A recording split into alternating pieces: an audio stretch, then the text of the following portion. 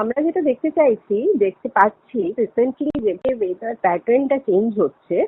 এই গরম যেটা আমরা সবে কিন্তু আছে মার্চ মাস, এই মার্চ মাসের 8 তারিখ, এবং এই সময়ে আমাদের যেভাবে এই আমাদের পুরো পশ্চিমবঙ্গে দেখা যাচ্ছে শীতের আমেজ তো একেবারেই চলে গেছে, যেটা বসন্ত যে সময়টা সেটাও কিন্তু আমাদের একেবারেই ওভারল্যাপ করে যাচ্ছে।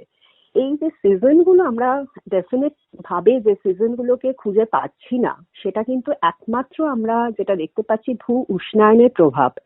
এবং এই ভূ উষ্ণায়নের প্রভাবটা শুধু কিন্তু যে আজকে পশ্চিমবঙ্গে পড়ছে তা নয়, এটা তথা সারা ভারতবর্ষ সারা পৃথিবীতে পড়ছে। এই যে আমরা দেখতে পাচ্ছি যে মাঝে মাঝেই একটা ঘূর্ণিঝড় এবং যে বৃষ্টিপাত, এই সময়ের যে বৃষ্টিটা, এটা কিন্তু একেবারেই প্রেডিক্টেড বৃষ্টি নয়। এবং সব থেকে যে বড় কথা যে এই সময় যেভাবে দিনের বেলা টেম্পারেচারও বেশ অনেকটাই অনেকটাই বেড়ে আছে।